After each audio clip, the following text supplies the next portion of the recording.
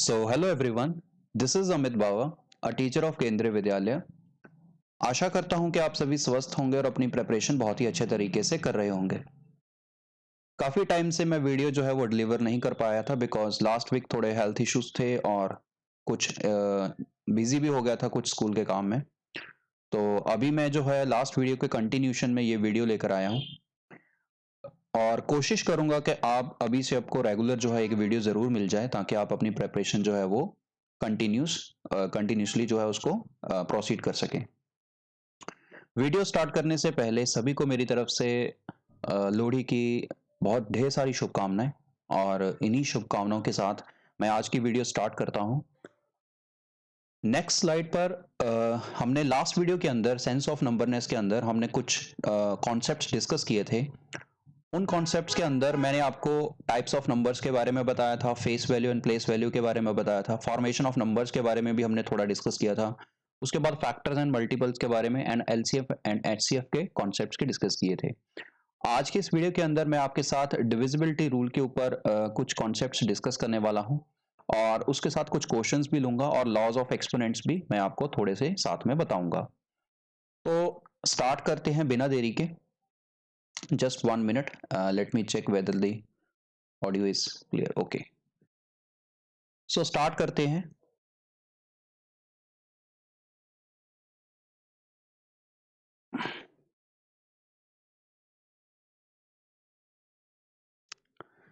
तो सबसे पहले इस वीडियो के अंदर हम डिस्कस करते हैं डिविजिबिलिटी रूल्स। अब डिविजिबिलिटी रूल्स जो हैं वो बहुत काफी बार इस टॉपिक के ऊपर जो क्वेश्चन है वो एग्जाम में आ जाता है डिविजिबिलिटी रूल्स के ऊपर। तो आपको जो मेन इंपॉर्टेंट डिविजिबिलिटी रूल्स हैं वो जरूर पता होने चाहिए। तो स्टार्ट करते हैं इंपॉर्टेंट डिविजिबिलिटी रूल्स के साथ।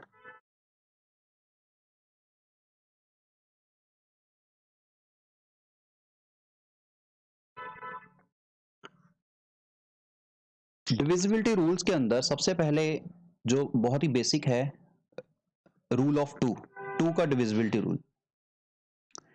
अब जो टू का डिविजिबिलिटी टेस्ट होता है, जो रूल होता है वो क्या होता है कि आपके पास कोई भी नंबर है, से सपोज 24 है।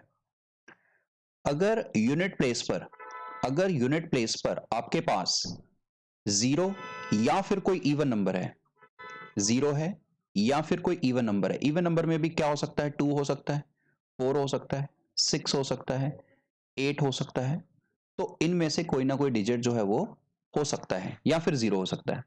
तो अगर इनमें से कोई डिजिट किसी नंबर के यूनिट प्लेस पे रहता है तो वो जो नंबर होगा बिना डिवाइड किए आप ये कह सकते हैं कि वो जो नंबर होगा वो 2 से डिवाइड हो जाएगा। फॉर एग्जाम्पल अगर मैं ये लिखूं 271690542 6, अगर मैं कहूं whether this number is divisible bye 2 और नॉट, तो आप कहेंगे यस, ये नंबर जो है ये 2 से डिवाइड हो जाएगा। वाई? बिकॉज इसके जो यूनिट प्लेस पे हमारे पास जो डिजिट है वो क्या है, इवन है। तो इसके इवन हो जाने से ये नंबर इवन हो गया।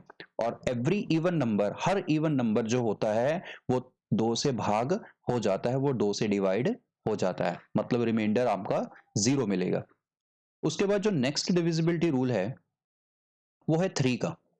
अब 3 का डिविजिबिलिटी रूल काफी सारी कैलकुलेशंस में भी आपको हेल्प करता है और आपको पता होना चाहिए इसके बारे में।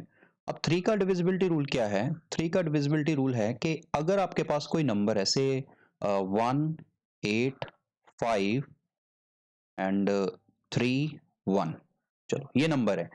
अब अगर मैं आपसे ये पूछूं कि क्या ये नंबर 3 से डिवाइड हो जाएगा, तो आप, एक तो तरीका है कि आप इसको डिवाइड करके देख लो, ठीक है ना। आप इसको डिवाइड करोगे 3 से और आप पता चल जाएगा। और डिवाइड करके देख लेते हैं, चलो आपको दिखा देते हैं डिवाइड करके। 18531 है ना, 18531, इसको हम 3 से डिवाइड करके देख रहे हैं।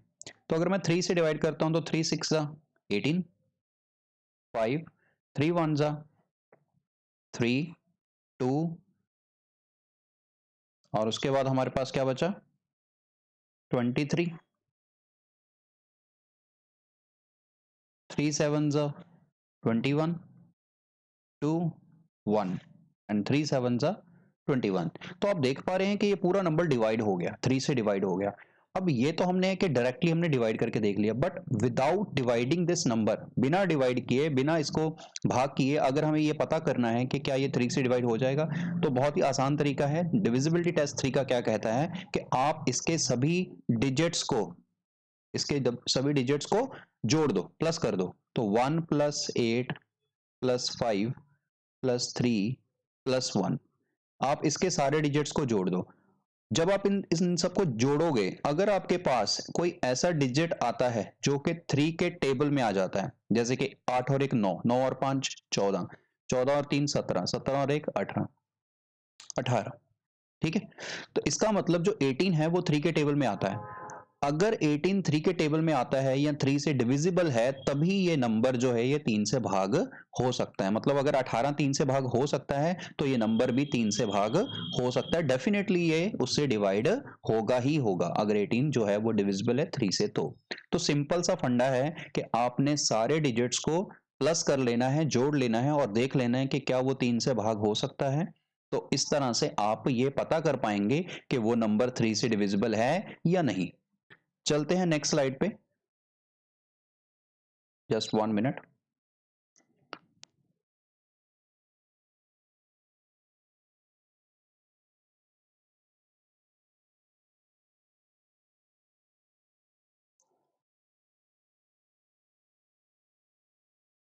अब नेक्स्ट स्लाइड में हम डिस्कस करते हैं divisibility test of 4। Divisibility test of 4,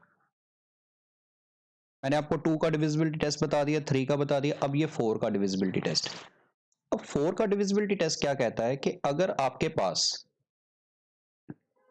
कोई ऐसा नंबर है, जैसे कि मान लो मैंने लिखा 6 2 4 7 2 8, मैंने ये नंबर लिखा और मैंने पूछा कि बताओ कि क्या ये नंबर 4 से डिवाइड हो जाएगा। तो एक तो तरीका वही कि आप डायरेक्ट डिवाइड करके देखोगे। दूसरा तरीका क्या है कि आप क्या करो, इसके लास्ट 2 डिजिट्स को पकड़ो, इसके लास्ट 2 डिजिट्स को पकड़ो। लास्ट 2 डिजिट्स हैं 28, और इसको 4 से डिवाइड करके देख लो। अगर तो ये पूरा डिवाइड हो गया, अगर ये कंप्लीटली डिवाइड हो गया, तो ये नंबर भी डिवाइड होगा ही होगा। जैसे कि अब रिमाइंडर इसमें 0 आ गया, इसका मतलब ये जो भी नंबर आपके पास है 624728, जो नंबर है आपके पास 6,24,728, ये नंबर 4 से डिविजिबल होगा ही होगा, डेफिनेटली होगा, 100%। तो इस तरह से आप 4 का जो डिविजिबिलिटी टेस्ट है उसकी हेल्प से आप ये चेक कर सकते हैं कि क्या वो नंबर 4 से भाग हो जाएगा या नहीं होगा, ठीक है ना। और अगर आपको इसमें डाउट लग रहा है तो मैं आपको डिवाइड करके भी दिखा देता हूँ, ठीक है ना, ताकि आपको और क्लैरिटी हो जाए। तो हम इसको डिवाइड करके भी देख लेते हैं। देखिए, तो सबसे पहले हमें इसको डिवाइड करना है 4 से, तो ये आपका जाएगा 4, तो ये आ जाएगा 4 1 ज़ा 4, ठीक है, 22, 4 5 ज़ा 20, 2 4 4 6 ज़ा 24, 7 आ गया, 4 1 ज़ा 4, 3 आ गया, 32 आ गया, 4 8 ज़ा 32, कैंसिल हो गया और 8 आ गया, एंड 4 2 ज़ा 8। तो आप देख पा रहे हैं कि ये पूरा नंबर डिविजिबल हो गया। तो कहने का मतलब यही है कि अगर कोई भी नंबर के लास्ट 2 डिजिट्स अगर 4 से डिविजिबल हैं, तो वो पूरा नंबर भी 4 से डिवाइड डेफिनेटली होगा ही होगा।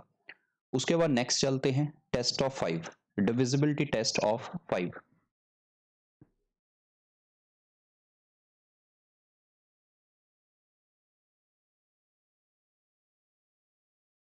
डिविजिबिलिटी टेस्ट ऑफ 5 क्या कहता है कि अगर आपके पास कोई नंबर है, जैसे कि सपोज कोई नंबर है आपके पास और उसके लास्ट डिजिट पर या तो 0 आ जाए या 5 का कोई मल्टीपल आ जाए, मतलब 5 आ जाए या 5 ही आ जाए, वैसे 5 ही आएगा, मल्टीपल तो नहीं आ पाएगा क्योंकि सिंगल ही डिजिट है, तो 5 ही आया रहेगा। जैसे कि फॉर एग्जांपल 1640 ये नंबर है, और दूसरा नंबर है 9 1 6 4 3 7 5। चलिए ये दो नंबर है। अब आप देख पा रहे हैं कि दोनों नंबर के यूनिट प्लेस पे, एक नंबर के यूनिट प्लेस पे 0 है और एक नंबर के यूनिट प्लेस पे 5 है। तो कहने का मतलब ये है कि ये वाला नंबर और ये वाला नंबर दोनों ही 5 से डिवाइड जरूर होंगे, क्योंकि इनके यूनिट प्लेस पे एक पे 0 है और दूसरे पे 5 है। चाहे आप डिवाइड करके देख लीजिए, तो इसमें कोई शक नहीं है, 100% ये दोनों नंबर 5 से डिविजिबल होंगे ही होंगे। तो आपने बस इतना ध्यान रखना है, जब भी आपके दिमाग में कोई नंबर आए, आपके सामने कोई नंबर आए, अगर उसके यूनिट प्लेस पे 0 है और या फिर 5 है, तो वो नंबर 5 से डिवाइड होगा ही होगा। चलते हैं नेक्स्ट पे, test of 6, divisibility test of 6।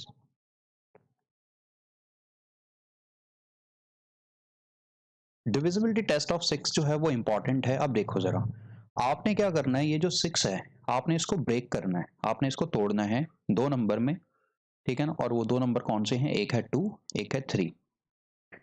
अब कोई भी नंबर 6 से डिवाइड तब होता है जब वो नंबर 2 से भी डिवाइड हो जाए और 3 से भी डिवाइड हो जाए। जब वो नंबर 2 से भी डिविजिबल हो और 3 से भी डिविजिबल हो, मतलब दोनों के डिविजिबिलिटी टेस्ट को फॉलो करे, कहने का मतलब ये हो गया। तो जैसे कि फॉर एग्जांपल हमने पढ़ा था कि 2 के डिविजिबिलिटी टेस्ट क्या होगा, कि अगर यूनिट प्लेस पर या तो 0 आ जाए या फिर 2 का कोई मल्टीपल आ जाए, 2 आ जाए, 4 आ जाए, 6 आ जाए, है ना, 8 आ जाए, तो तब वो नंबर 2 से डिवाइड हो जाएगा, है ना। और इसमें हमने क्या देखा था, 3 में हमने क्या देखा था कि उस नंबर के डिजिट्स को, अंकों को अगर हम जोड़ दें और जो भी नंबर बनेगा अगर वो 3 से भाग हो गया, तो वो पूरा नंबर भी 3 से भाग हो जाएगा। इसका मतलब किसी भी नंबर को 6 से डिविजिबल होने के लिए इन दोनों शर्तों को जो है फॉलो करना पड़ेगा। मतलब जैसे मान लो एक नंबर है मेरे पास 7 5 6, चलिए ये नंबर है मेरे पास। अब मैं कहता हूं कि मान लो ये नंबर, मुझे देखना है कि क्या ये नंबर 6 से डिवाइड हो जाएगा या नहीं होगा। तो उसके लिए काम करते हैं, सबसे पहले हम 2 का चेक करते हैं कि क्या ये नंबर 2 से डिविजिबल है। तो आपने इसके यूनिट प्लेस को देखा और आपने तुरंत बोल दिया कि ये 2 से डिवाइड हो जाएगा, बिल्कुल हो जाएगा, क्योंकि ये 6 जो है ये एक 2 का मल्टीपल है और ये इवन नंबर है, तो ये 2 से भाग होगा ही होगा। फिर हमने देखा कि हम अब 3 से भी चेक कर लेते हैं।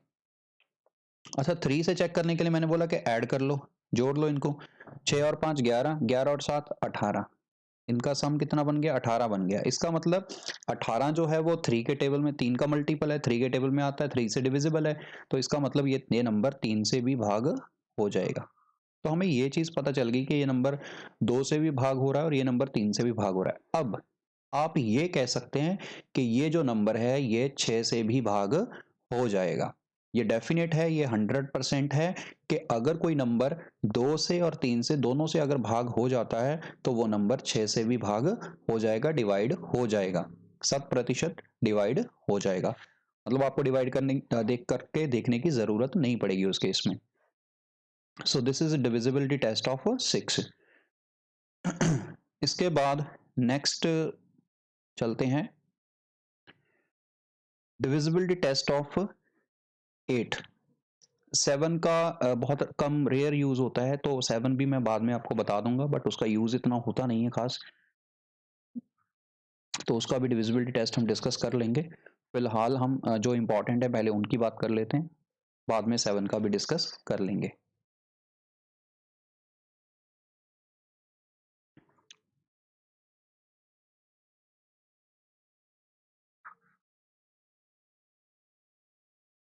तो नेक्स्ट हमारे पास है डिविजिबिलिटी टेस्ट ऑफ 8। अब जो 8 का डिविजिबिलिटी टेस्ट है वो क्या है, देखिए जरा। 8 के डिविजिबिलिटी टेस्ट में जैसे मैंने आपको बताया कि 2 के डिविजिबिलिटी टेस्ट में आपने क्या करना है, जैसे 7 2 4 है, आपने 2 के डिविजिबिलिटी टेस्ट में सिंगल डिजिट देखना है। फिर मैंने आपको बताया 4 के डिविजिबिलिटी टेस्ट में, this is for test of 2, है ना, 2 का डिविजिबिलिटी टेस्ट। यस, फिर उसके बाद मैंने बोला कि 6 7 4 2 एंड 2 4, चलो ये ले लेते हैं। तो अब मैंने बोला था कि अगर आपने 4 का डिविजिबिलिटी टेस्ट देखना है तो इसके लास्ट 2 डिजिट्स को देख लेना है कि लास्ट 2 डिजिट्स डिविजिबल हैं, तो ये 4 का डिविजिबिलिटी टेस्ट हो गया। अच्छा, 8 के लिए आपने क्या करना है, 8 के लिए आपने क्या करना है, 7 2 9 1 6 4 8। तो 8 के डिविजिबिलिटी टेस्ट के लिए आपने लास्ट के 3 डिजिट्स जो हैं वो देखने हैं। लास्ट के 3 डिजिट्स आपने देखने हैं कि लास्ट के 3 डिजिट जो हैं वो 8 से डिवाइड हो रहे हैं, 8 से भाग हो रहे हैं या नहीं हो रहे। अगर तो वो डिजिट्स 8 से डिवाइड हो गए, तीनों डिजिट्स, जैसे कि 648 है, तो अगर आप 648 को 8 से डिवाइड करके देखोगे तो आप देखोगे कि ये डिवाइड हो जाएगा। 8 8 सा 64 एंड 8 1 सा 8, तो ये पूरा डिवाइड हो गया। इसका मतलब आपको ये पता चल गया कि आखिरी के 3 डिजिट जो हैं वो 8 से भाग हो रहे हैं, तो इसका मतलब ये पूरा नंबर भी 8 से डिविजिबल होगा ही होगा। So this is divisibility test of 8। उसके बाद नेक्स्ट चलते हैं डिविजिबिलिटी टेस्ट ऑफ 9 पे। डिविजिबिलिटी टेस्ट ऑफ 9 में क्या है,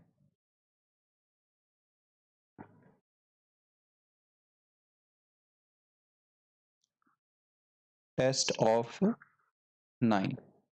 सो डिविजिबिलिटी टेस्ट ऑफ 9 क्या है कि जैसे मान लो 9 और जो 3 होते हैं वो दोनों ऑलमोस्ट सेम होते हैं, है ना, ज़्यादा डिफरेंस नहीं है, दोनों ही सेम है ऑलमोस्ट। जैसे कि मेरे पास एक नंबर है 10548, मान लो ये एक नंबर है और मुझे ये देखना है कि क्या ये 9 से भाग हो जाएगा। तो मुझे वही सिंपल करना है, काम करना है, मुझे इन सब डिजिट्स को प्लस कर लेना है, मुझे इन सब डिजिट्स को प्लस कर लेना है। तो अगर मैं इनको प्लस करता हूँ सबको, तो आप देखेंगे कि ये 5 + 4 9 + 1 10 18, तो ये 18 बन गया। अब ये जो 18 है ये 9 से भाग हो जाता है, पूरा डिवाइड हो जाता है ना। तो इसका मतलब ये हुआ कि आपके जो डिजिट्स का जो ये जो पूरा कंप्लीट डिजिट है 10548, ये नंबर भी 9 से डिवाइड होगा ही होगा। So this is the divisibility test of 9। इसके बाद डिविजिबिलिटी टेस्ट ऑफ 10 है, आसान है वो तो, कि अगर किसी भी नंबर के यूनिट प्लेस पे 0 आ जाती है, टेस्ट ऑफ 10। तो अगर किसी भी नंबर के यूनिट प्लेस पर 0 आ जाती है, जैसे कि 6429143450, अब मान लो हमें पता करना है कि क्या ये नंबर 10 से भाग हो जाएगा। तो सिंपल सी बात है कि अगर किसी भी नंबर के यूनिट प्लेस पर 0 आ जाती है तो वो नंबर 10 से भाग हो जाएगा। तो इतना आसान है ये।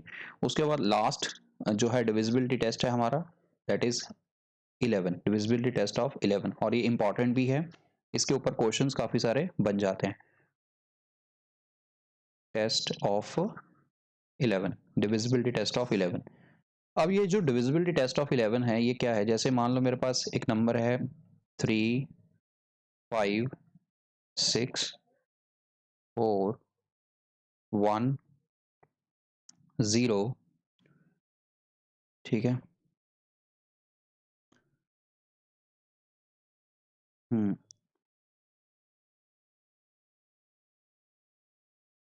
0 1, चलो ये है मेरे पास एक नंबर। तो मैंने कहा कि मुझे पता करना है कि क्या ये नंबर 11 से भाग हो जाएगा या नहीं होगा। तो आपने एक काम करना है, देखो इसमें जब भी हम कोई नंबर लिखते हैं तो उसमें दो तरह की प्लेस होती है। एक होती है जैसे मैं अगर इसको नाम दूं, इसको 1 नंबर प्लेस दूं, इसको 2 नंबर प्लेस दूं, ऐसे 3 number 4 number 5 number 6 number 7 number और 8 नंबर। तो इसमें कुछ ऑड प्लेसेस हैं, इसको ऑड बोलते हैं, जो ऑड नंबर पे हैं इनको ऑड प्लेसेस कहते हैं हम, ऑड प्लेसेस, ठीक है। और जो इवन नंबर की जगह पे हैं नंबर्स पड़े हुए उनको हम बोलेंगे even places, even places, even places. तो हमें क्या करना है, हमें ऑड प्लेसेस का सम कर लेना है, उनको जोड़ लेना है सभी डिजिट्स को जो ऑड प्लेसेस पे हैं। तो आप देख पा रहे हैं कि ऑड प्लेसेस पे हमारे पास कौन से डिजिट्स हैं, देख लेते हैं। 1 है, 0 है, 4 है, देन 5 है, ये सारे ऑड प्लेसेस पे हैं, ठीक है। तो अगर मैं इनको जोड़ता हूँ तो मेरे पास कितना आ जाएगा, 5 और 4 9 आ जाएगा, 9 और 1 10 आ जाएगा, 10 आ गया। इसी तरह से आपने इवन प्लेसेस वाले डिजिट्स को भी प्लस कर लेना है। तो अगर मैं इवन प्लेसेस वाले डिजिट्स को प्लस करता हूँ तो मेरे पास क्या आएगा, देखो ज़रा, ये मेरे इवन प्लेसेस वाले डिजिट्स हैं। तो अगर मैं इनको प्लस करता हूँ तो 6 और 3 9 और 1 10, तो इसका भी जो सम है इवन का वो मेरे पास 10 ही आ रहा है। अब जब हमने दोनों का सम निकाल लिया, फिर हमें निकालना है डिफरेंस, फिर हमें निकालना है क्या, डिफरेंस। ठीक है, हमें डिफरेंस निकाल लेना है, ऑड माइनस इवन कर देना है, इनका डिफरेंस निकाल लेना है। तो जब आप इसका डिफरेंस निकालोगे तो आपके पास क्या आएगा, आपके पास आएगा 10 माइनस 10, क्योंकि ऑड प्लेसेस पे जो सम था उसका भी 10 था और इवन वाला भी 10 है, तो इसका डिफरेंस आ गया 0। अब रूल ये है कि 11 से नंबर कोई भी तब भाग होगा तब डिवाइड होगा अगर इनका डिफरेंस या तो 0 आ जाए या फिर 11 का कोई भी मल्टीपल आ जाए। 11 या 11 का कोई मल्टीपल, 11 के मल्टीपल से मेरा मतलब है कि डिफरेंस करके या तो 11 आ जाए या 22 आ जाए या 33 आ जाए, इस तरह से, और या फिर 0 आ जाए, तो ये कंडीशन रहेगी। अब जैसे इसका डिफरेंस 0 आ गया, अब हमारे पास जो नंबर है वो नंबर जो है वो डेफिनेटली 11 से भाग होगा ही होगा। आप चाहे करके देख लीजिएगा, इसको रफ में डिवाइड करके देख लीजिएगा एक बार, तो आपके सामने जो नंबर है वो 11 से भाग होगा ही होगा। ये तब होगा जब ऑड प्लेसेस और इवन प्लेसेस का जो डिफरेंस है वो या तो 0 हो जाए या फिर 11 का कोई मल्टीपल हो जाए। 11 का मल्टीपल मतलब 11 के टेबल का कोई नंबर आ जाए, जैसे कि 11, 22, 33, इस तरह से। तो आई होप कि आप सभी डिविजिबिलिटी टेस्ट जो भी हमने डिस्कस किए हैं शुरू से एक बार रिकैप कर लेते हैं। सबसे पहले हमने 2 के डिविजिबिलिटी टेस्ट के बारे में बात की, तो उसके बाद हमने 3 के डिविजिबिलिटी टेस्ट के बारे में बात की। 2 में उसका जो है यूनिट प्लेस जो है वो इवन होना चाहिए, है ना, इवन डिजिट होना चाहिए, 2 या 2 का कोई मल्टीपल होना चाहिए। 3 के डिविजिबिलिटी टेस्ट में सम ऑफ डिजिट्स जो है वो 3 का जो कोई मल्टीपल होना चाहिए, 3 के टेबल से भाग होना चाहिए, तभी वो नंबर 3 से डिविजिबल होगा। इसी तरह से हमने 4 का डिविजिबिलिटी टेस्ट देखा, एंड आफ्टर दैट 5 का, 6 का डिविजिबिलिटी टेस्ट देखा, फिर 8 का डिविजिबिलिटी टेस्ट देखा, एंड देन उसके बाद हमने 9 का डिविजिबिलिटी टेस्ट देखा, 9 और 10 का, एंड लास्ट में हमने 11 का डिविजिबिलिटी टेस्ट हमने किया। तो अभी जो है कुछ क्वेश्चंस जो है मैं लेकर आया हूँ, इसी के जो कॉन्सेप्ट्स हमने डिस्कस किए हैं लास्ट वीडियो में और इस वीडियो में, और तो उन्हीं के रिलेटेड कुछ कॉन्सेप्ट्स जो क्वेश्चंस हैं वो हम डिस्कस करने वाले हैं इस वीडियो के अंदर। तो स्टार्ट करते हैं फर्स्ट क्वेश्चन से। तो ये आपके सामने पहला क्वेश्चन है, the number of distinct prime factors of the largest 6 digit number is.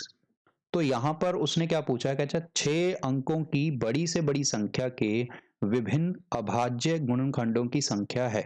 तो देखो यहां पर हमें क्या पूछा है उसने, सबसे पहले तो बात हो रही है 6 डिजिट नंबर की, लार्जेस्ट 6 डिजिट नंबर की। तो लास्ट वीडियो में मैंने आपको ये नंबर बनाना सिखाया था कि किस तरह से हम इस नंबर को लिख सकते हैं।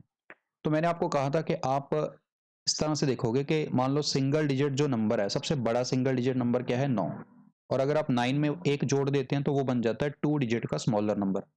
इधर स्मॉल लिखते हैं, इधर लार्जेस्ट लिखते हैं। तो अगर मैं 2 डिजिट के लार्जेस्ट नंबर की बात करता हूं तो वो है 99। अगर मैं इसमें 1 ऐड करता हूं तो वो बन जाता है 100, वो बन जाता है 3 डिजिट का स्मॉलेस्ट नंबर। इसी तरह से अगर मैं लिखता हूं 3 डिजिट का सबसे बड़ा नंबर तो ये है, इसमें अगर मैं 1 ऐड करता हूं तो ये बन जाता है 4 डिजिट का सबसे स्मॉलेस्ट नंबर। तो अगर मुझे 6 डिजिट का सबसे बड़ा नंबर लिखना है तो वो क्या होगा, 9 9 9 9 9 एंड 9, ये नंबर होगा।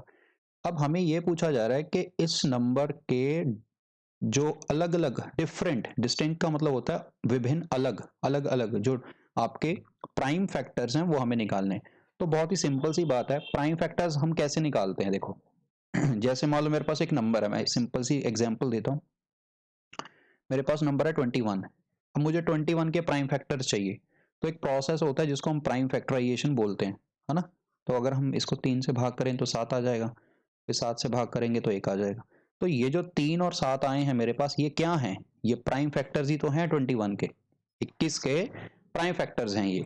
3 भी प्राइम नंबर है और 7 भी प्राइम नंबर है। प्राइम नंबर की बात मैंने लास्ट वीडियो में की थी, मैंने समझाया भी था प्राइम नंबर क्या होते हैं, तो आप उस वीडियो को ज़रूर देखें और प्राइम नंबर का कॉन्सेप्ट जो है वो अच्छे से सीख लें, क्योंकि काफ़ी इंपॉर्टेंट है ये आपके एग्जाम के लिए। तो यहाँ पर अब हमें 6 डिजिट नंबर के जो हैं प्राइम फैक्टर्स निकालने हैं, तो हम वही काम करेंगे, हम इसको इसके प्राइम फैक्टर्स बनाएंगे। अब कैसे बनाएंगे देखिए ज़रा।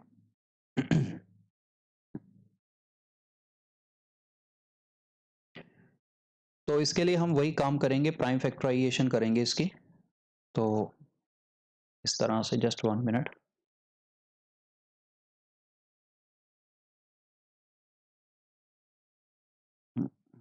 Just 1 minute.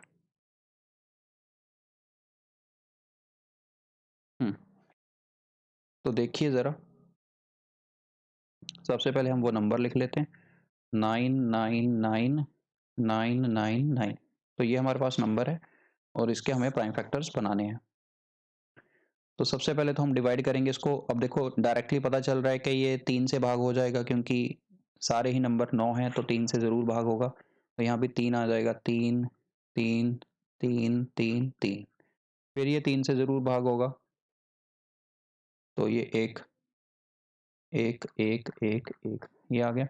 अब ये नंबर जो है आपको दिख रहा होगा कि ये नंबर के इवन प्लेसेस और ऑड प्लेसेस का सम जो है वो डिफरेंस जो होगा वो 0 आएगा, क्योंकि सारे 1 1 1 ही हैं। तो यहाँ पर ये नंबर 11 से ज़रूर डिवाइड होगा। तो 11 वन ज़ा 11, फिर बीच में एक 0 आ जाएगा, क्योंकि 2 डिजिट लेने पड़ेंगे। फिर 11 वन ज़ा 11, फिर बीच में एक 0 आ जाएगा, फिर 11 वन ज़ा 11, तो ये नंबर आ जाएगा। अब एक बात का ध्यान रखना, मैं यहाँ पर आपको एक इम्पॉर्टेंट बात बता रहा हूँ, ये आपको याद रखना है। ये काफ़ी इंपॉर्टेंट नंबर है, इसकी बात आगे भी करूँगा मैं नेक्स्ट वीडियो में। इसके बारे में डिटेल में जाएंगे। फिलहाल अभी आपको ये याद रखना है कि 10101 ये एक स्पेशल नंबर होता है। ये नंबर जो है ये 3 से, 7 से, 13 से और 37 से, इन चारों नंबर से भाग हो जाता है। या यूं कह लो कि इन चारों नंबर को मल्टीप्लाई करोगे तब आपको जाके ये 10101 जो है वो नंबर मिल जाएगा। मतलब एक कहने का मतलब ये हो गया कि ये नंबर 3 7 13 37 इन चारों नंबर से भाग हो जाता है। तो आप डिवाइड करके देख लीजिएगा, ये इन सब से डिवाइड हो जाएगा। और 3 7 13 37 ये सारे प्राइम नंबर है, तो ये नंबर इन नंबर से डिवाइड हो जाता है। तो अब चाहे आप इसको 3 से डिवाइड करिए, चाहे आप इसको 7 से डिवाइड करिए, मैं 3 से डिवाइड करके देखता हूँ। ठीक है, सो ये 9 आ गया, और ये भी 9, 3 3 ज़ा 9 अगेन आ जाएगा। और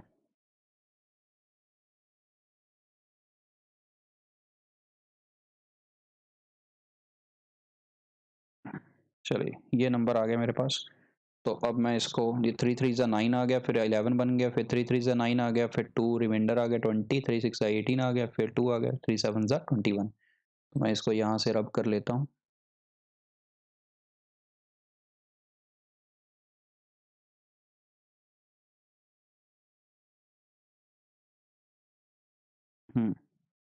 तो इसको हम यहाँ पे कंटिन्यू कर लेते हैं आगे। 3 3 6 7,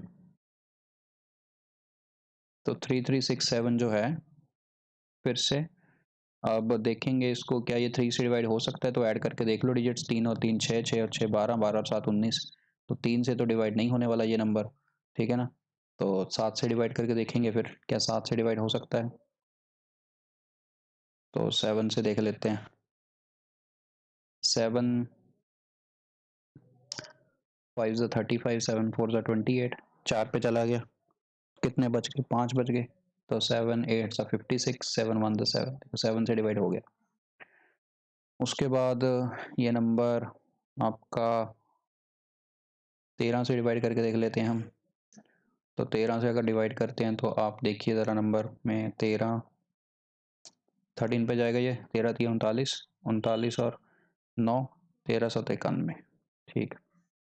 तो अब ये 37 पे चला जाएगा, क्योंकि 37 एक प्राइम नंबर है।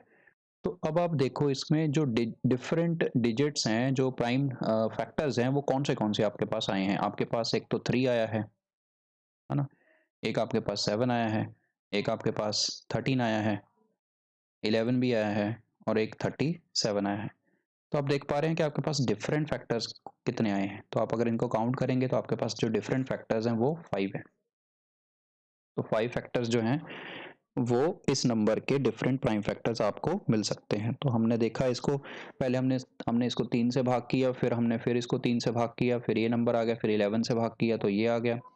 फिर 10101 को मैंने अभी बताया था आपको कि ये नंबर 3 से, 7 से, 13 से और 37 से, इन सब से भाग हो जाता है। तो हम देखेंगे, 3 से भाग कर लिया मैंने, ये आ गया, फिर 7 से भाग कर लिया तो ये आ गया।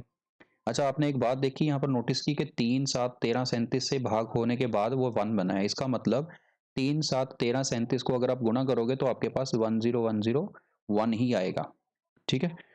तो यहाँ से आपको ये चीज़ पता चल गई।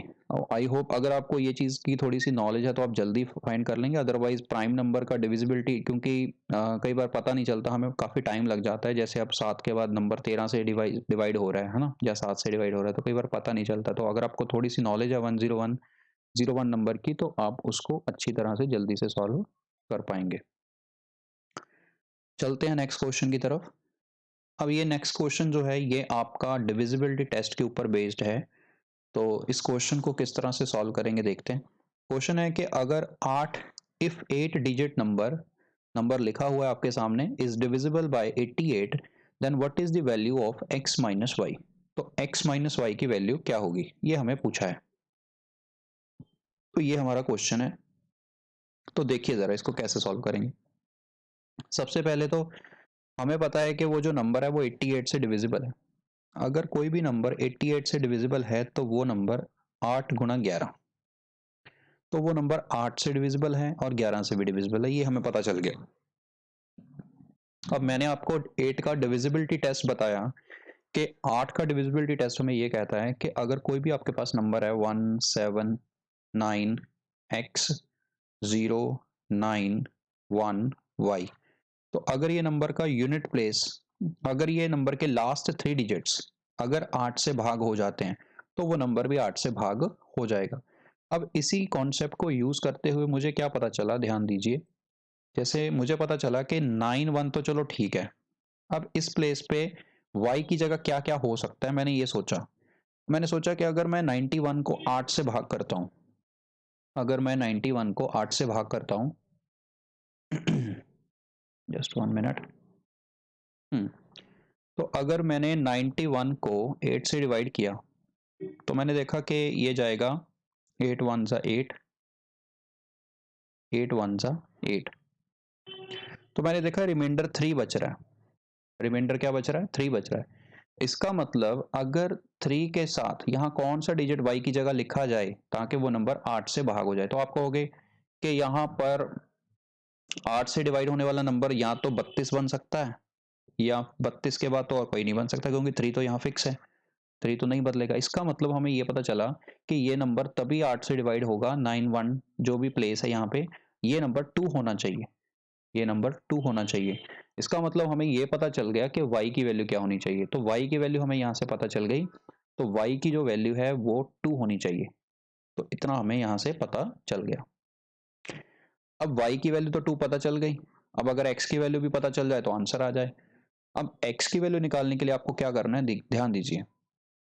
आपको 11 का डिविजिबिलिटी टेस्ट जो है वो आसानी से कैसे लगाना है वो देखिए। ये हमारा नंबर हो गया। अब मैंने आपको बोला था कि 11 का डिविजिबिलिटी टेस्ट अप्लाई करने के लिए आपने क्या करना है, आपने इवन प्लेसेस और ऑड प्लेसेस का जो है वो पहले सम कर लेना है अलग अलग, फिर उनको डिफरेंस कर लेना है। पर मैं आपको यहाँ पर एक तरीका बताता हूँ जिससे आप 11 का डिविजिबिलिटी टेस्ट आसानी से अप्लाई कर सकते हैं। कैसे, देखिए। आपको क्या करना है, इन दोनों को माइनस करना है, इन दोनों कंसेक्यूटिव प्लेसेस को, जैसे 1 -2 ऐसे करना है। तो कितना आएगा, -1, है ना। फिर आपने इनको भी ऐसे सॉल्व कर लेना है, 0 -9 कितना आया, -9। फिर आपने इसको भी ऐसे सॉल्व कर लेना है, कितना आया, 9 - x। फिर आपने इसको भी ऐसे सॉल्व कर लेना है, कितना आया, 1 - 7 कितना आया, -6। अब आपके पास ये सारे डिफरेंसेस आ चुके हैं। आपने क्या करना है, इन सभी डिफरेंसेस को प्लस कर लेना है, जोड़ लेना है, ठीक है ना। इसको कितना आया, -1। ये कितना आया, -9। ये कितना आया, +9 -x। ये कितना आया, -6। अब अगर मैं इन सबको जोड़ लेता हूँ तो ये 9 से 9 तो कट गया, ठीक है ना। और 6 और 1 कितना आ गया, 7 आ गया, मतलब -x आ गया और माइनस का क्या आ गया, 7 आ गया। ये आ गया मेरे पास, डिफरेंसेस का सम ले लिया मैंने। अब आपको क्या करना है, आप सिंपल ये सोचिए कि आप नेगेटिव की तरफ ध्यान मत दीजिए, नेगेटिव साइन की तरफ ध्यान मत दीजिए। आपने सिंपल ये सोचना है कि आप इसको या तो 0 बनाना चाहते हैं, ठीक है ना, या तो इसको 0 बनाना चाहते हैं, या फिर आप 11 बनाना चाहते हैं, या फिर 11 को कोई मल्टीपल बनाना चाहते हैं। अब मुझे एक बात बताइए, क्या x की जगह पे अगर आप क्या -7 लिख सकते हैं, अगर इसको 0 बनाना चाहते हैं। 0 कैसे बनेगा, अगर x की जगह पे -7 आ जाए तब ये 0 बन जाएगा, तब ये 0 बन जाएगा। पर -7 हम लिख नहीं सकते, क्यों? क्योंकि x तो बीच में एक डिजिट है और वहां पे हम नेगेटिव डिजिट तो डाल नहीं सकते। तो हम क्या कर सकते हैं, हम इसको 11 बना सकते हैं, ठीक है ना? या यूं कह लीजिए कि इधर से हम एक नेगेटिव कॉमन भी निकाल सकते हैं, माइनस कॉमन निकाल लीजिए, है ना? तो ये x+7 बन गया, ऐसे बन गया। चलो, अब इस नेगेटिव के ऊपर ध्यान मत दीजिए, इसको आप इग्नोर करिए, आप सिर्फ इसके ऊपर फोकस करिए, ये पार्ट के ऊपर। तो आप इसको सोचिए कि या तो आप इसको 0 बनाइए या फिर आप इसको 11 का मल्टीपल बनाइए। अब x की वैल्यू जो है वो, अगर मैं -7 लेता हूँ, -7 तो ले ही नहीं सकता पहली बात, क्योंकि डिजिट नेगेटिव नहीं हो सकता। इसका मतलब मैं इसको 11 बना सकता हूँ। अब 11 बनाने के लिए मैं x की वैल्यू कैसे ले सकता हूँ? 4 ले सकता हूँ। मुझे पता चल गया कि मैं 4 ले सकता हूँ। क्या इससे बड़ी और कोई वैल्यू? अगर 22 बन सकता है? नहीं, 22 नहीं बन सकता। क्यों? क्योंकि 22 बनाने के लिए x की वैल्यू कितनी होनी पड़ेगी? आपको 15 लेनी पड़ेगी, 15 लेनी पड़ेगी, और 15 जो है वो सिंगल डिजिट तो है नहीं। तो इस तरह से x की वैल्यू भी हमें यहाँ से पता चल गई कि x की वैल्यू जो है वो 4 ही होगी। तो हमें x की वैल्यू भी पता चल गई, हमें y की वैल्यू भी पता चल गई। अब हमें इन दोनों को माइनस कर लेना है। तो आपके पास जो आंसर है इस क्वेश्चन का वो आ जाएगा। तो x की वैल्यू 4 है, y की वैल्यू 2 है, तो आपका जो आंसर है वो कितना है? 2 है। तो इस क्वेश्चन का आपका जो आंसर है वो 2 आ जाएगा। तो इस तरह से आप 11 के डिविजिबिलिटी टेस्ट और 8 के डिविजिबिलिटी टेस्ट की हेल्प से इस तरह का क्वेश्चन सॉल्व कर सकते हैं, जहाँ पे कभी 88 आता है, और अगर 88 की जगह कई बार क्या होता है 91 आ जाता है, तो 91 में आपका 13 और जो है 13 7 का आ जाएगा। ठीक है, अगर कोई और नंबर आता है तो इसी तरह से ब्रेक करके तोड़ के आप उस तरह से उसको टैकल कर सकते हो। नेक्स्ट क्वेश्चन की तरफ चलते हैं। ये आपका नेक्स्ट क्वेश्चन है। ये नेक्स्ट क्वेश्चन आपका फ्रैक्शन के ऊपर बेस्ड है। तो वैसे मैंने आपको परसेंटेज का जो टॉपिक करवाया है, आप उसकी हेल्प से भी इस क्वेश्चन को सॉल्व कर सकते हैं। कैसे हैं देखिए, मैंने आपको जब परसेंटेज करवाया था तो मैंने आपको एक परसेंटेज फ्रैक्शन चार्ट के बारे में बताया था। तो अगर आप उसका यूज करेंगे तो आप इस क्वेश्चन को जल्दी सॉल्व कर लेंगे। कैसे? बोला है कि ए और बी जो हैं दो फ्रैक्शन दी हुई हैं, और पूछ रहा है then which of the following does not lie between A and B.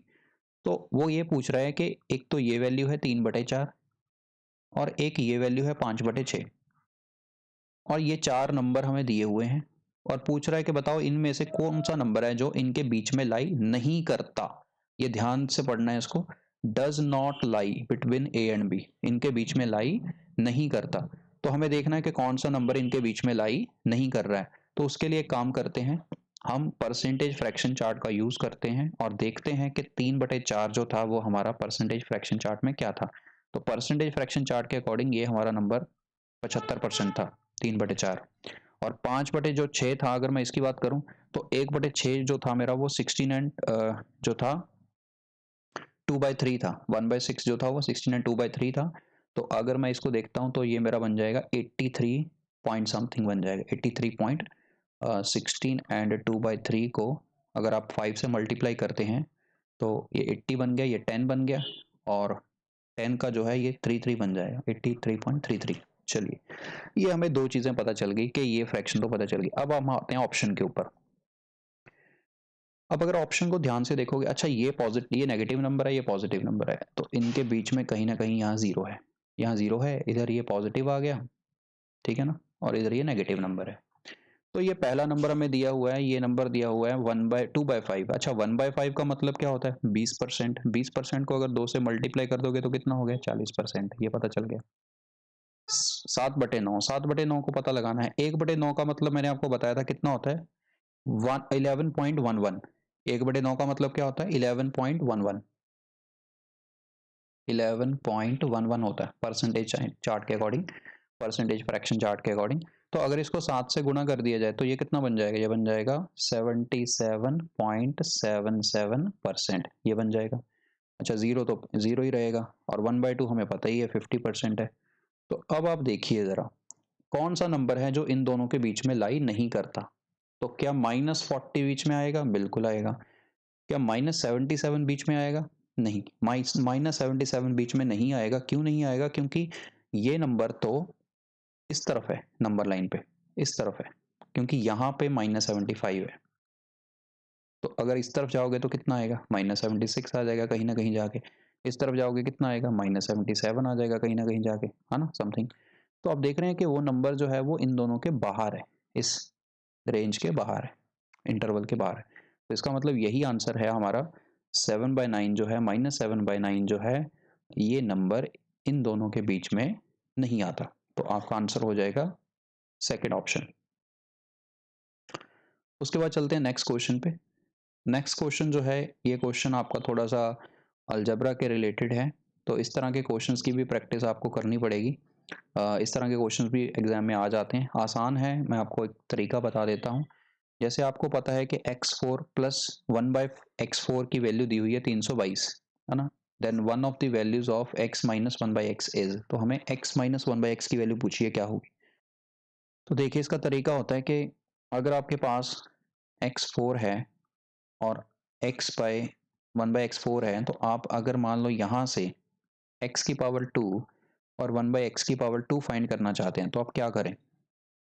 तो सिंपल सी बात है कि 322 है, आप एक काम करें, दोनों तरफ 2 प्लस कर दें, दोनों तरफ 2 प्लस कर दें। इसमें अगर इधर भी 2 ऐड कर दिया और इधर भी 2 ऐड कर दिया, तो आप देखेंगे कि अगर मैंने इधर 2 ऐड किया तो ये फॉर्मूला बन गया, किसका फॉर्मूला बन गया, एक्स स्क्वायर प्लस 1/x² के होल स्क्वायर का फॉर्मूला बन गया। और इस तरफ अगर मैं इनको ऐड करता हूँ तो ये मेरे पास कितना बन गया, 324। अब ये जो स्क्वायर है, ये जब इधर जाएगा तो इसका रूट बन जाएगा। तो x² प्लस 1/x² जो है वो बन जाएगा 324 का रूट।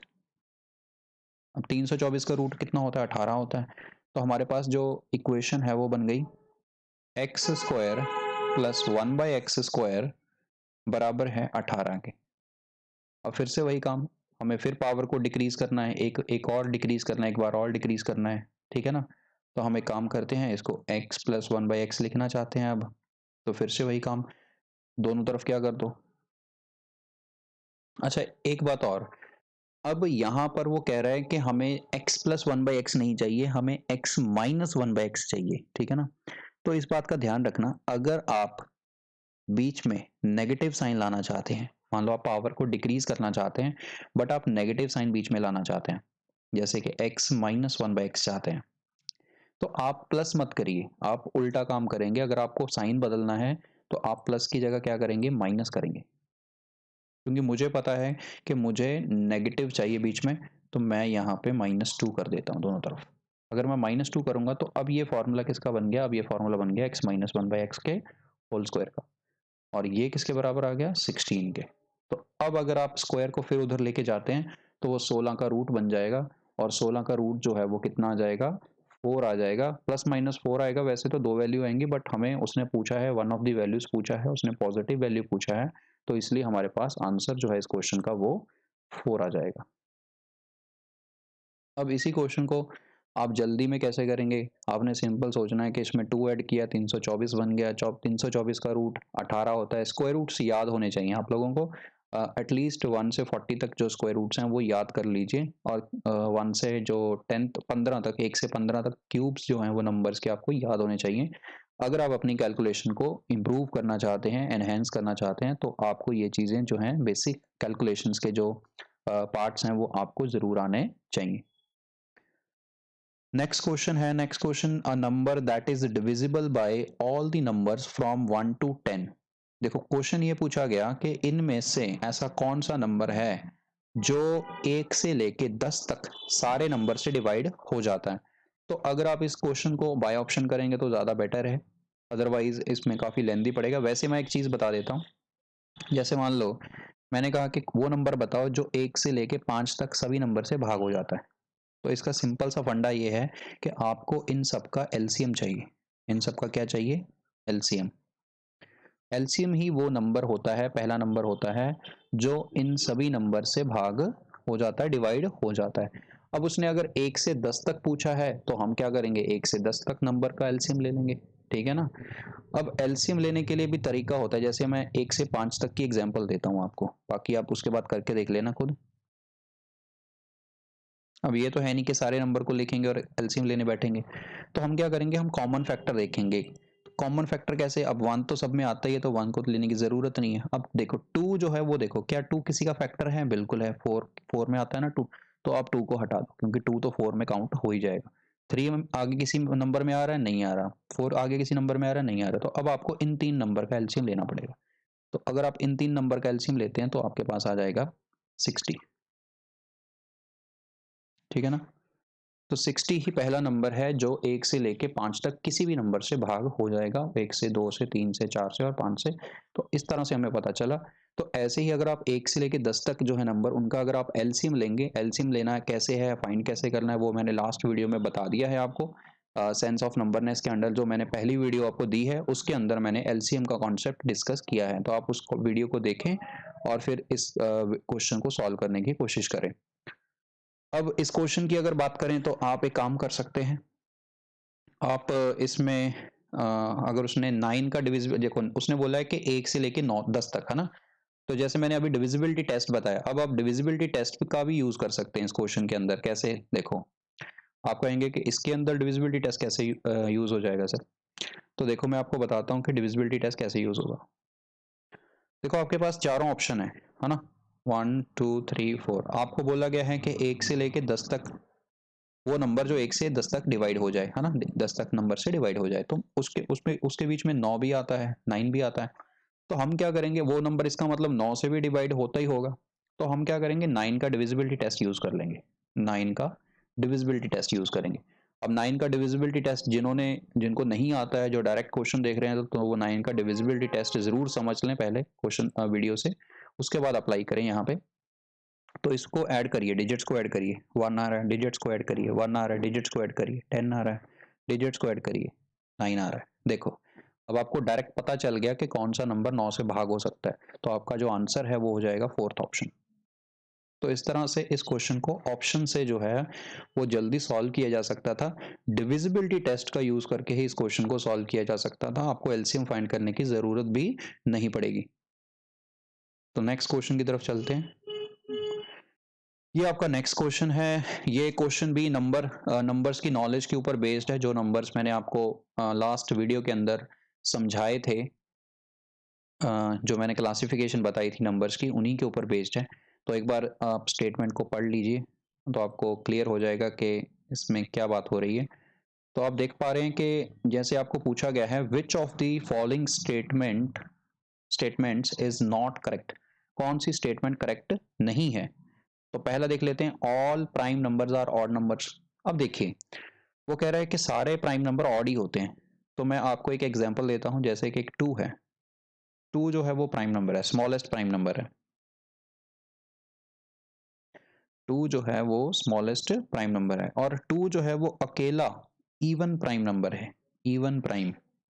इसके अलावा और भी कोई कोई number, prime number even prime नहीं है। सो 2 ही एक अकेला नंबर है जो प्राइम है और इवन है। तो यहां से ये तो क्लियर हो गया कि जो प्राइम नंबर हैं, सारे प्राइम नंबर हैं, वो ऑड तो नहीं होते, है ना? वो इवन भी हो सकते हैं। तो ये वाली स्टेटमेंट क्या हो गई आपकी, all prime numbers are odd numbers, ये क्या हो गई, गलत हो गई। फर्स्ट स्टेटमेंट क्या हो गई, रॉन्ग हो गई। और उसने क्या पूछा था, विच of the following statement is not correct. तो ये वाली स्टेटमेंट तो रॉन्ग हो ही गई। चलो आगे भी देख लेते हैं, बाकी स्टेटमेंट्स भी देख लेते हैं क्या कह रहा है। There are infinitely many prime numbers. ये बात बिल्कुल ठीक है। जैसे काउंटिंग जो है वो, है ना, हम कहीं तक भी जा सकते हैं काउंटिंग में, किसी भी नंबर तक जा सकते हैं, तो कभी नहीं रुकने वाली काउंटिंग। तो इसका मतलब उसके अंदर प्राइम नंबर्स भी आते ही रहेंगे, है ना? जैसे जैसे हम आगे बढ़ते रहेंगे वैसे वैसे प्राइम नंबर्स भी आते ही रहेंगे, तो हम उनको काउंट नहीं कर सकते। दैट्स वाई जो प्राइम नंबर्स हैं वो इनफाइनाइट मेनी है। तो ये बिल्कुल ठीक स्टेटमेंट है। आगे चलते हैं नेक्स्ट स्टेटमेंट पे। A prime number has only 2 factors. तो ये भी बिल्कुल ठीक है। ये मैंने लास्ट वीडियो में डिस्कस किया हुआ है इस कॉन्सेप्ट के बारे में, तो आप लास्ट वीडियो को रेफर कर सकते हैं अगर आपको ये स्टेटमेंट को अच्छे से समझना है। लास्ट स्टेटमेंट है, fourth statement, there are only 4 single digit prime numbers. तो कह रहा है कि प्राइम नंबर्स में हमारे पास सिर्फ 4 ही ऐसे प्राइम नंबर हैं जो सिंगल डिजिट के हैं, जैसे कि 2 3 7 5 भी है। तो ये 4 ही ऐसे नंबर्स हैं जो सिंगल डिजिट हैं और जो प्राइम है, वो ये कहना चाह रहा है। तो बिल्कुल ठीक बात है उसकी, इसमें कुछ भी गलत नहीं है कि 4 ही ऐसे डिजिट हैं जो सिंगल डिजिट हैं और प्राइम भी हैं। तो ये स्टेटमेंट बिल्कुल ठीक है, 100% ठीक है।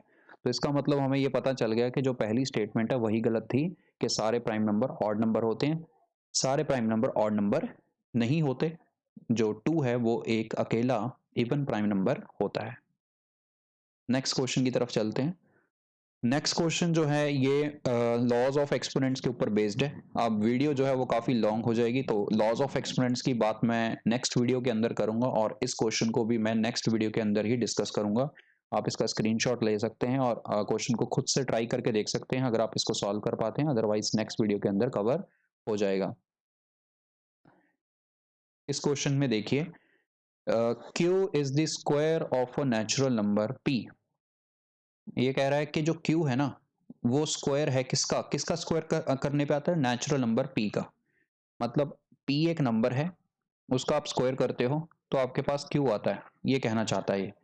जो क्यू है is the square of natural number P, मतलब पी का स्क्वायर करने पर क्यू आता है। देन पी इज, तो पी क्या है, तो आप बहुत सिंपल सी बात है, अगर मैं इस स्क्वायर को इधर ले जाके लिखता हूं इस तरह से, तो मैं इसके ऊपर रूट डाल सकता हूँ ना, बार प्लस माइनस लिखना चाहते हैं तो लिख सकते हैं। तो इसका मतलब ये हो गया कि जो P है, अब देखो ऑप्शन क्या है, ऑप्शन की हेल्प से हम इसको सॉल्व करेंगे। P is the square root of Q, बिल्कुल ठीक है। P जो है वो रूट बन रहा है Q का, क्योंकि Q का रूट P आंसर है, तो इसका मतलब P is the square root of Q। Equal to Q, बिल्कुल नहीं, बराबर नहीं हो सकता। ग्रेटर देन Q, बिल्कुल नहीं। अच्छा, greater than Q, greater than Q तो बिल्कुल नहीं हो सकता, क्योंकि किसी भी नंबर का रूट जो होता है वो उससे छोटा ही होता है, ठीक है ना। जैसे कि फॉर एग्जांपल अगर मैं कहूँ कि कोई नंबर है मेरे पास 49, और अगर मैं 49 का रूट ले लेता हूँ तो 49 का रूट 7 आएगा, तो वो जो रूट है वो उसके एक्चुअल नंबर से तो छोटा ही होता है, तो ग्रेटर तो कभी नहीं हो सकता, ये गलत है। द स्क्वायर ऑफ क्यू, तो ये भी गलत है। तो आपके पास जो पहला ऑप्शन है the square of root of Q, वो बिल्कुल सही है। क्यू का वर्गमूल जो है वो आंसर सही है। चलते हैं नेक्स्ट क्वेश्चन की तरफ। नेक्स्ट क्वेश्चन है, ये भी रूट के ऊपर बेस्ड है, स्क्वायर रूट के ऊपर बेस्ड है। जैसे मैंने आपको बोला है कि आपको 1 से 40 तक, एटलीस्ट 1 से 40 तक जो रूट हैं वो याद कर लेने हैं, 1 to 40। बड़ी बात नहीं है, अगर आप प्रैक्टिस करेंगे तो आप आसानी से याद रख सकते हैं, मुझे भी याद है, तो आप भी इसको याद कर लेंगे, ठीक है ना। स्क्वायर रूट तो आपकी कैलकुलेशन काफ़ी जो है हद तक इम्प्रूव हो जाएगी, और ये चीज़ आपको डेफिनेटली काम आएगी एग्जाम के अंदर, आपकी जो है स्पीड इम्प्रूव करेगी। अब इस क्वेश्चन को देखिए, इस क्वेश्चन ये क्वेश्चन टोटली जो है रूट के ऊपर बेस्ड है। अगर आपको रूट्स पता हैं जल्दी जल्दी तो आप इस क्वेश्चन को सेकंड्स में सॉल्व कर सकते हैं। तो पहला जैसे देखिए, पहले वो कह रहे हैं कि 121 है। अब 121 का जो रूट है मुझे तो पता है वो 11 होता है, तो मैंने डायरेक्ट 11 लिख लिया। अब जब मैंने इसको 11 लिखा तो मैंने देखा कि बीच में प्लस का साइन है और इधर 70 है, तो 70 में 11 ऐड हुआ तो कितना बन गया, 70 में 11 ऐड हुआ तो कितना बन गया, 81 बन गया। हाँ, 81 बन गया यहाँ पे। अब 81 का रूट मुझे तो पता है कितना होता है, 9 होता है, तो मैंने 91 में 9 ऐड कर दिया। अब 91 में 9 ऐड कर दिया तो कितना बन गया, 100 बन गया। अब 100 का रूट भी मुझे तो पता है कितना होता है, 10 होता है। तो इसका मतलब आपका जो आंसर है वो आ जाएगा पहला ऑप्शन। तो देखो, अगर आपको रूट्स की नॉलेज है तो आप इस क्वेश्चन को बहुत बड़ी जल्दी सॉल्व कर सकते हैं। अगर आपको 121 का रूट पता है कितना होता है, 11 होता है ना। फिर उसके बाद 81 का रूट कितना होता है, 9 होता है। फिर उसके बाद आपके पास 100 का रूट है वो कितना होता है, 10 होता है। तो अगर आपको इनकी वैल्यूज़ का पता है तो आप इस क्वेश्चन को सेकंड्स में सॉल्व कर सकते हैं, ज़्यादा टाइम नहीं लगने वाला। तो आज की वीडियो का ये लास्ट क्वेश्चन है। इसके बाद भी एक दो क्वेश्चन हैं, देख लेंगे चलो।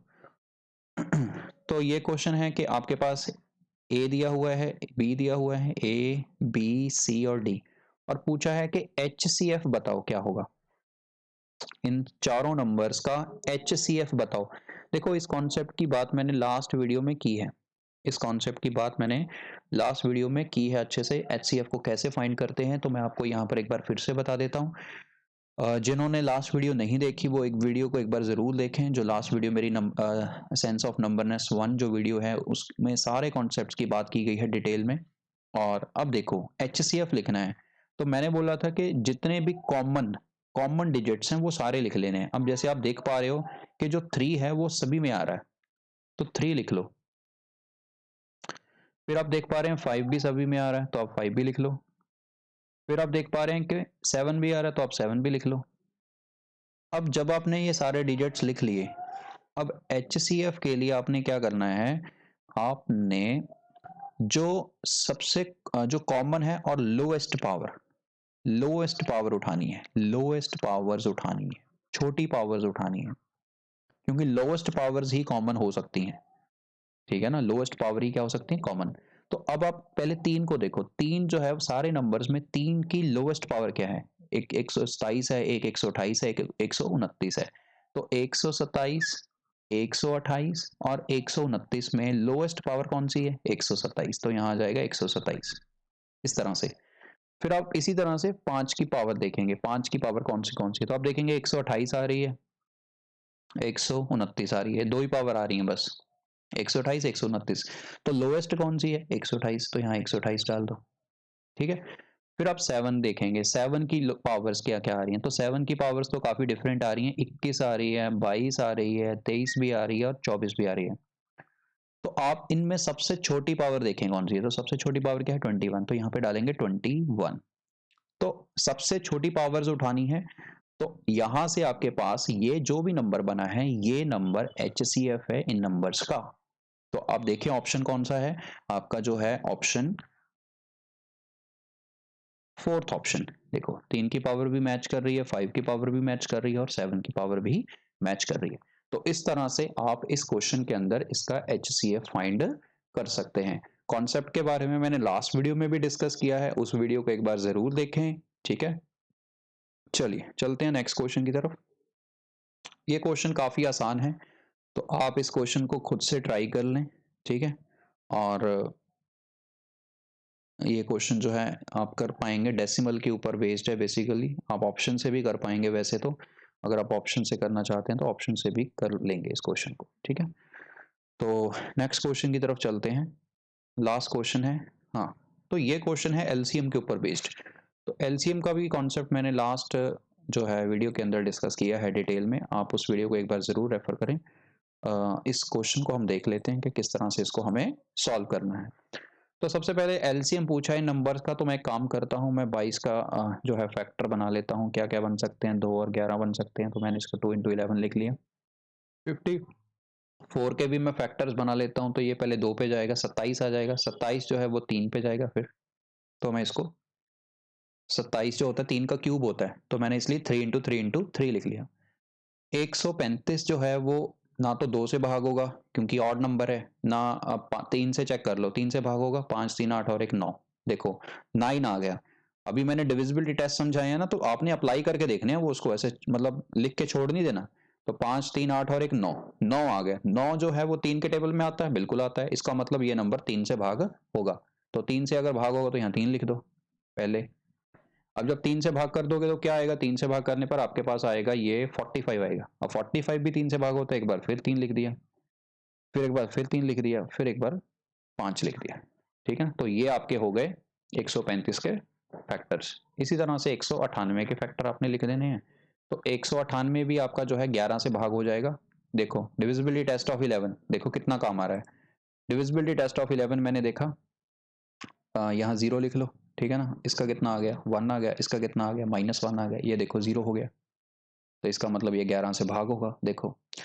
तो ये डिविजिबिलिटी टेस्ट जितने भी हैं ये बहुत काम की चीज़ें, आपको इनको अच्छे से करना है, इसलिए मैंने इस टॉपिक को उठाया है। तो आपने ये सारे डिविजिबिलिटी टेस्ट अच्छे से कर लेने हैं। तो अब इसके ये नंबर 11 से भाग हो रहा है, तो 11 तो लिख ही लो पहले। अब 11 से भाग हो तो कितना आएगा, 11 एकम 11 और 11 88 18 आ जाएगा, है ना। 18 जो है वो 2 से भाग होगा, तो 18 का 9 बन गया, 9 का 3 बन गया, फिर 3 बन गया। तो ये आ गए फैक्टर 198 के। अब मुझे एलसीएम लिखना है, तो मैंने वही बात आपको बोली थी जो मैंने लास्ट वीडियो में भी समझाया था, कि आपने क्या करना है, सबसे पहले तो जितने भी सारे डिफरेंट नंबर आते हैं सारे लिख लेने हैं, कॉमन नहीं, सारे जितने डिफरेंट आते हैं। तो मैं देखता हूँ कौन से डिफरेंट नंबर इसमें आ रहे हैं। तो एक तो 2 आ रहा है डिफरेंट, ठीक है, लिख लिया, 2 लिख लिया। फिर 3 भी आ रहा है, 3 भी लिख लिया। फिर 5 भी आ रहा है, 5 भी लिख लिया। अच्छा 11 भी आ रहा है, 11 भी लिख लिया। चलो हो गया। अब मुझे देखना है कि 2 की मैक्सिमम पावर किस में आ रही है। इसमें 2 की मैक्सिमम पावर 1 है, इसमें तो 2 की मैक्सिमम पावर 1 ही है, इसमें भी 2 की पावर मैक्सिमम 1 ही है, तो यहाँ 1 ही रहेगी, इसमें कोई चेंज नहीं आएगा। ठीक है, अब वैसे तो इतना ही सॉल्व करते मुझे पता चल गया आंसर कि 2 की मैक्सिमम पावर 1 रहेगी, तो ये ऑप्शन ही होने वाला है, क्योंकि बाकी में 2 की पावर 2 आ रही है। देखो ऑप्शन एलिमिनेट हो गए, ऑप्शन एलिमिनेट हो गए, तो दूसरा ऑप्शन आपका डायरेक्ट आंसर आपको मिल गया। तो आपने देखना है कि कम से कम कैलकुलेशन कितनी हो सकती है। बाकी प्रोसेस में कंप्लीट समझा देता हूं आपको। आप देखिए इसमें 2 की मैक्सिमम पावर 1 आ गई। अब आप 3 की मैक्सिमम पावर देखिए, तो यहाँ पे 3 की मैक्सिमम पावर 3 की पावर 3 आ रही है, यहाँ पर भी 3 की मैक्सिमम पावर 3 की पावर 3 आ रही है, तो आपका आंसर में भी मैक्सिमम पावर 3 ही रहेगी। फिर 5 की मैक्सिमम पावर देख लीजिए, वो 1 आ रही है, तो यहाँ 1 ही रहेगा। फिर 11 की मैक्सिमम पावर देख लीजिए, वो भी 1 ही रहेगा। तो आपका सेकंड ऑप्शन जो है वो सही आंसर हो जाएगा इस तरह से। तो आपको LCM, HCF, root, square root के बारे में डिस्कस किया हमने इस वीडियो के अंदर। फिर हमने इसमें नंबर्स के बारे में, प्राइम नंबर्स के बारे में बात की, है ना। और इसमें फिर हमने डिविजिबिलिटी टेस्ट की भी बात की, एप्लीकेशन की किस तरह से सॉल्व कर सकते हैं। उसके बाद हमने ये फ्रैक्शंस की बात की, ठीक। और डिविजिबिलिटी टेस्ट का क्वेश्चन देखा हमने, और इसमें हमने प्राइम फैक्टर्स की बात की। तो ऑलमोस्ट काफ़ी सारे क्वेश्चंस हमने डिस्कस किए, जिसमें काफ़ी सारी चीज़ें हमें सीखने को मिली इस वीडियो के अंदर। बाकी अब हमारे पास जो टॉपिक्स हैं, जो जो कंप्लीट हो चुके हैं इसमें, वो एक टॉपिक हमारा लॉज ऑफ एक्सपोनेंट्स रह गया है, और कुछ मिसलेनियस पार्ट है जो मैं एक वीडियो के अंदर लेकर आऊँगा। एक वीडियो और आएगी आपकी सेंस ऑफ नंबरनेस के ऊपर, फिर ये टॉपिक जो है हम ख़त्म कर देंगे। और फिर उसके बाद मैं मेंसुरेशन जो है आपको करवाऊँगा। मेंसुरेशन में से काफ़ी क्वेश्चन बनते हैं आपके एग्ज़ाम के अंदर, तो वो काफ़ी इंपॉर्टेंट टॉपिक है और बर्निंग टॉपिक है। सो उस टॉपिक को हम करेंगे। बाकी आज की वीडियो में इतना ही है। आप दोनों वीडियोस को अच्छे से करें, दोनों वीडियोस को देखें, और आपको बहुत सारी चीज़ें जो हैं वो सीखने को मिलेंगी। और ज़्यादा से ज़्यादा शेयर करें, और कोशिश करूँगा कि अब रेगुलर जो है वो आपको एक वीडियो जो है वो ज़रूर मिल जाए। और आशा करता हूँ कि आप अब जो अपनी प्रिपरेशन है वो इसी तरह से आगे जो है वीडियोस के से मैक्स ज़्यादा से ज़्यादा जो है आपको बेनिफिट हो रहा होगा इन वीडियो से। और ज़्यादा से ज़्यादा अपने फ्रेंड्स में शेयर करें। अगर आपको जो कंटेंट है उसमें अगर आपको बेनिफिट मिल रहा है, तो आप अपने बाकी फ्रेंड्स के साथ भी शेयर करें। सो आज की इन्हीं बातों के साथ मैं इस वीडियो को ख़त्म करता हूँ। This is Amit Bawa signing off. जय हिंद।